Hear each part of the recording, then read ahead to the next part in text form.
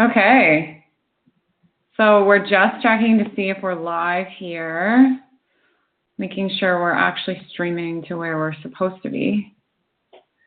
It looks like we're up. I see us on. We're on the faceplace over here. Yay! We've made it. So. Oh my goodness! Success. Yes. So I'm here from Healing Journey, functional health practice. And Anthony here from No Drama Fitness, functional training. Yes, lots of functional. We're going to jump on the functional training here. And so today we want to talk about a program that we're launching together, the Testosterone Trainer Program. Absolutely, yep. Super exciting. So we decided to launch the Testosterone Trainer Program for men over 40 for a couple of reasons. And one of the main reasons I was really interested in it is that a lot of men over 40 struggle with low libido, difficulty building muscle mass, aches and pains, anxiety and depression, trouble building muscle and muscle strength, lack of motivation, weight gain, and belly fat. I don't know if you see that quite a bit, Anthony, and people that. Yeah, I would say the other big sort of red flag is sort of a persistent fatigue, right? Like super low energy. Yeah. Because that tends to drive towards everything else. Like you don't have the energy for, you don't have the energy for training. You need people. I think at this point know they need diet and exercise. But if you're exhausted all the time, then how motivated are you to go into the gym?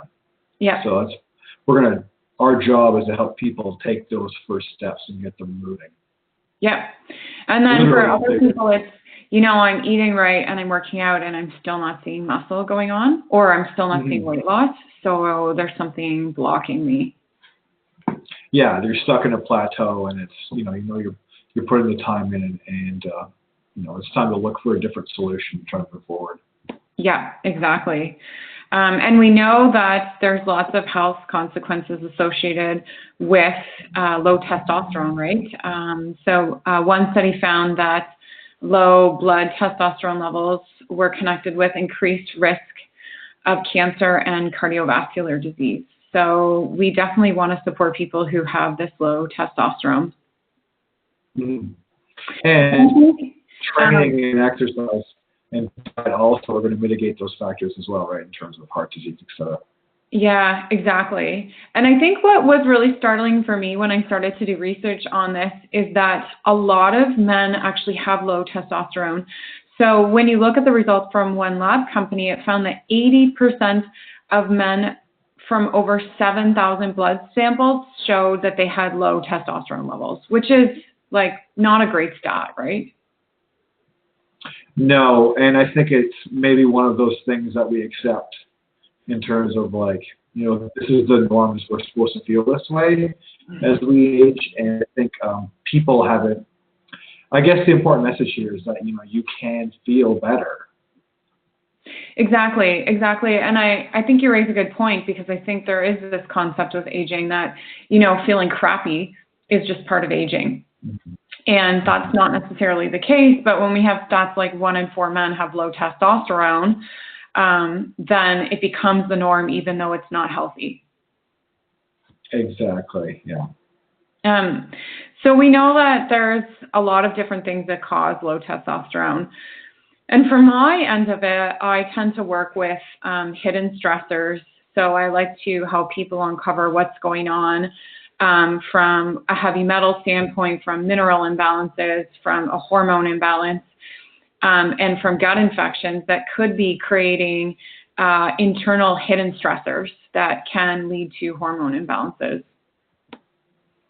Yeah, I would say my perspective is a lot less obviously clinical, right? My perspective for people who may have this issue is people who are clearly putting the time in, because I see them regularly, but are still feeling like, typically people I work with feel like that increased energy, that motivation.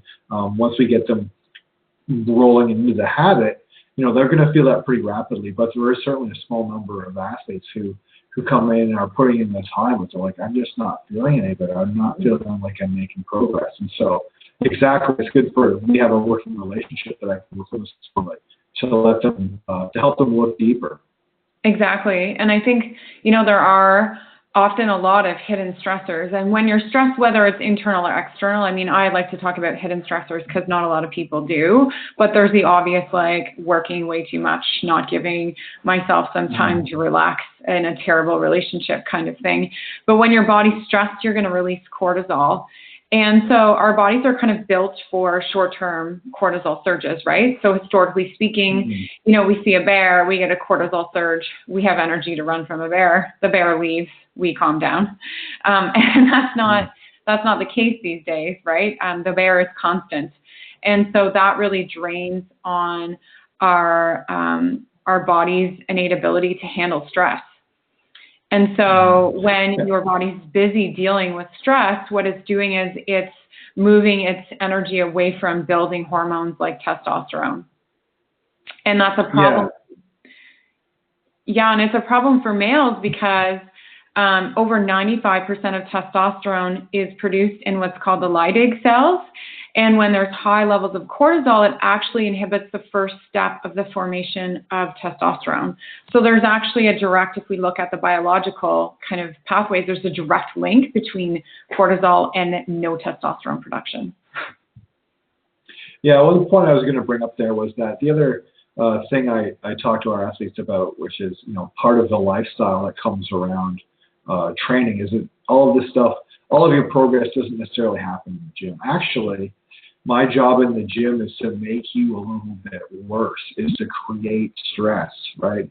So we're going to create some tissue damage, we're going to create some stress, and then you eat healthy and you have a good, nice sleep at night, and your body recovers from that stress, and then there's an adaptation, right? And so the day after, or 2 days after, you are in better shape than when you walked into the gym. So that's another thing is when we work with athletes, it's like my job as a coach is to give you the appropriate amount of stimulus so that you can recover from it, right? And there may be athletes who I provide stimulus, but they're, I'm backing it down because I'm not seeing them recovering, and they're still not recovering. So we have to help them move forward. Yeah, and I think you raise a really good point, right? Because there's good stress, and then there's also unhealthy stress. And so you're kind of, the activities you're doing is stressing the body out with the assumption that there's not a whole bunch of other hidden stressors adding to the pile, right?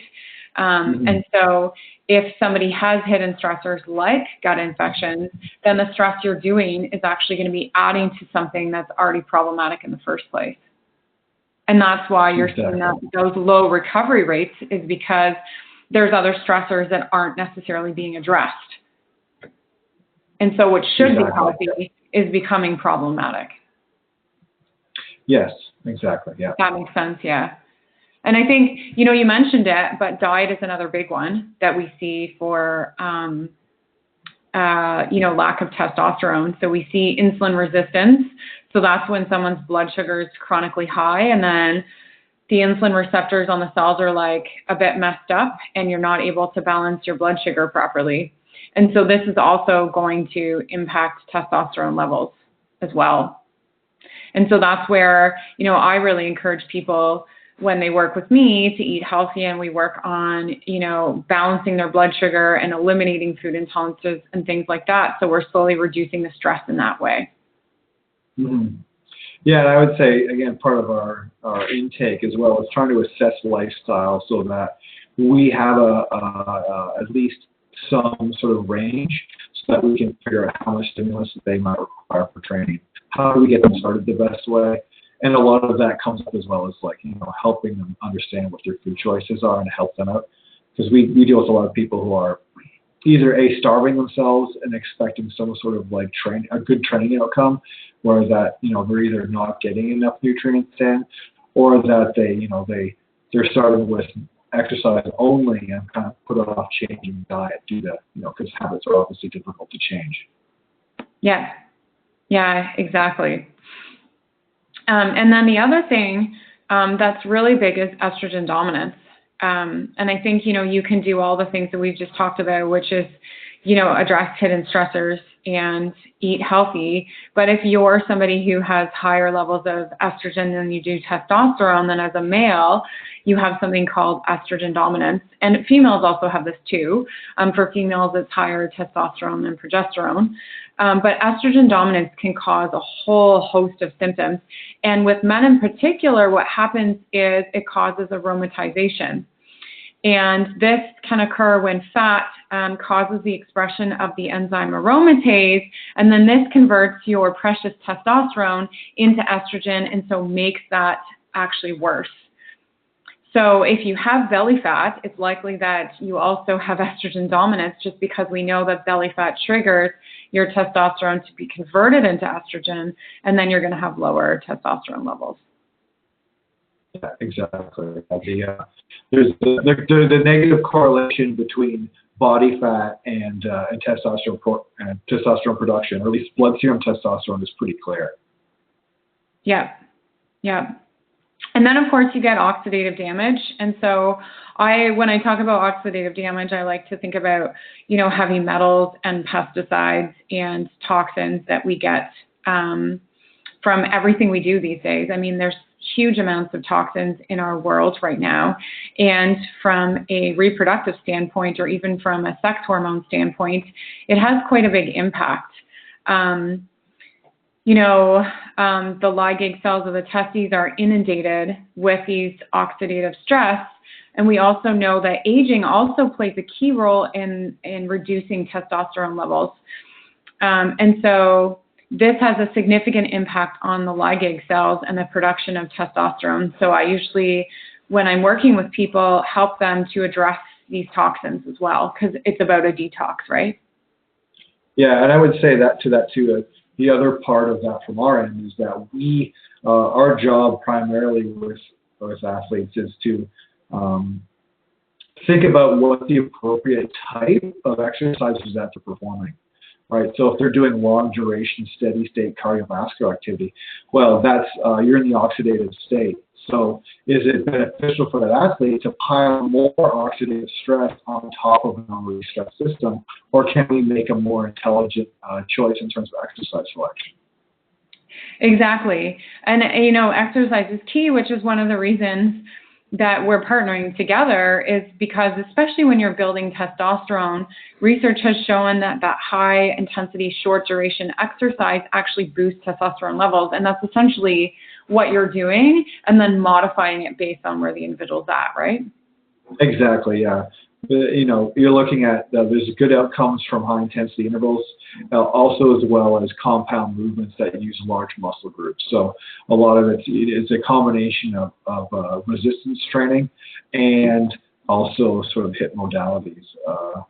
Our job here is to get people moving heavy loads safely, right? Yeah. So it's all well and good to be like, I need to do heavy multi-joint compound movements that use large muscle groups, but if you don't understand how to move the barbell properly and get injured, well, that is not going to help move you forward. And that's one of the big roles we play, is to give you good movement skills first, and then help you increase loading over time.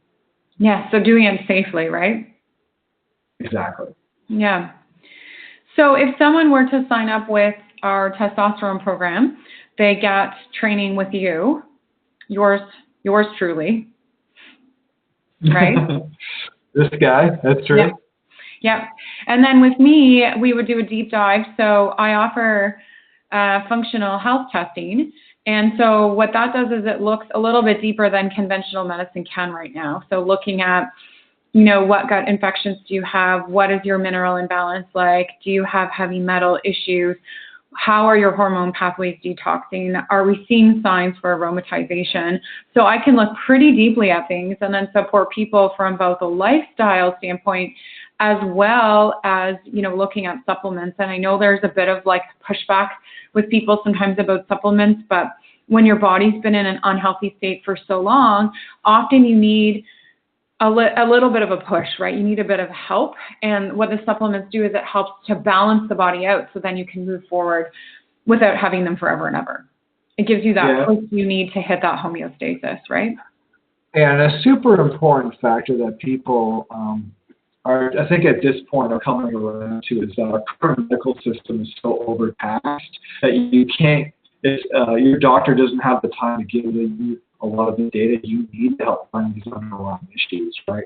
So what we're doing in terms of collaboration is giving people a ton of data, and then we have a bunch of objective markers that we can measure against, right?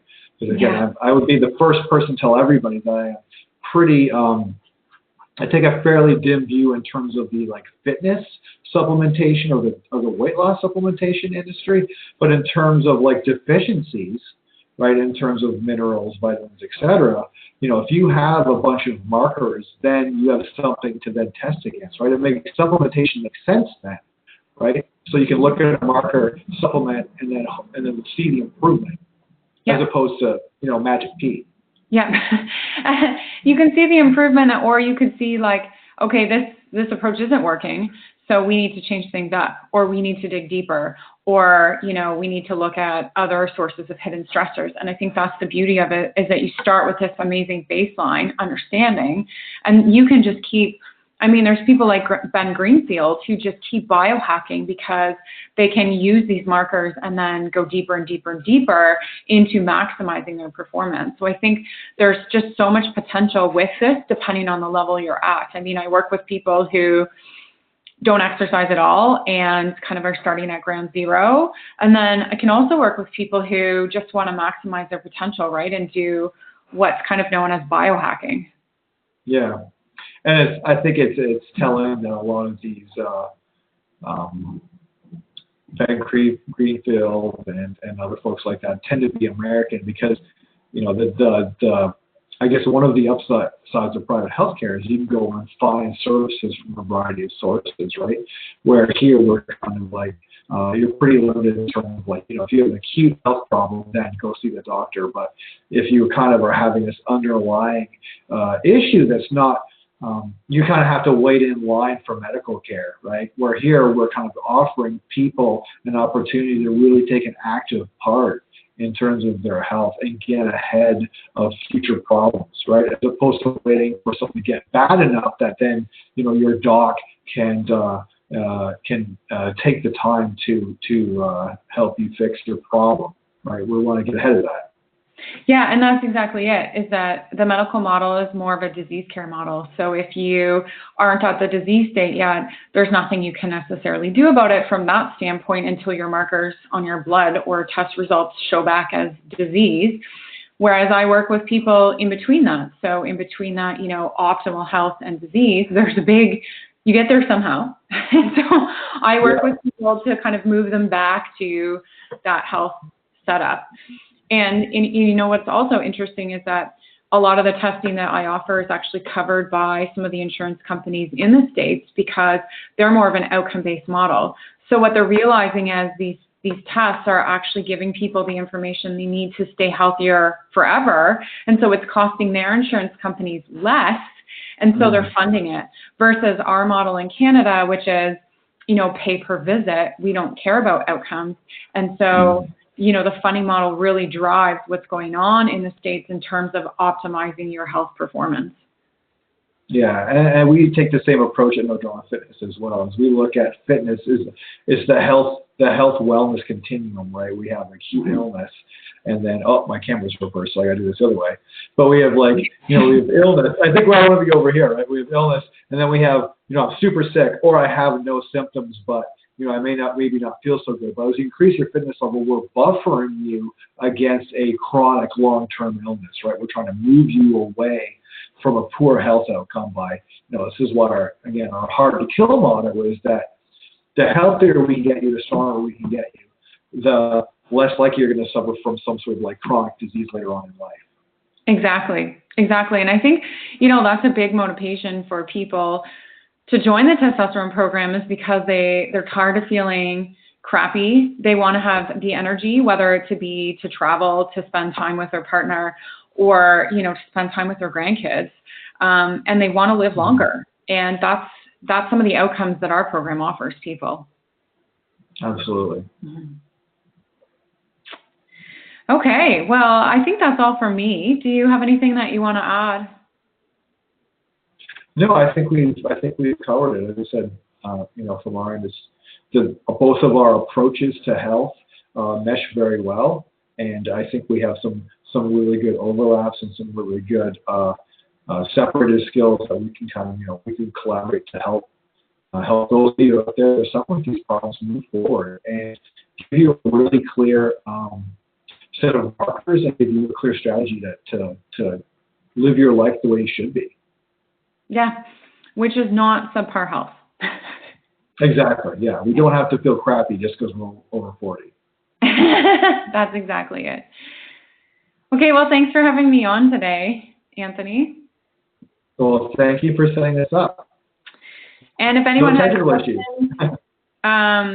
they can post them on your link, and then one of us will get back to them. And then there's also going to be a website link so people can learn more about this program and also the philosophy that I work from, which is called functional medicine, which helps people get to root causes, because number is one cause, of health dysfunction and symptoms. Absolutely, yeah, exactly. Send us an email, click on the link, send us a private message via Facebook. There's tons of ways to get a hold of us, and we'll get you started. Okay, great. All right. Thank you, Jody. Thank you. Have a lovely day. Will do. I'm just going to stare at the screen now.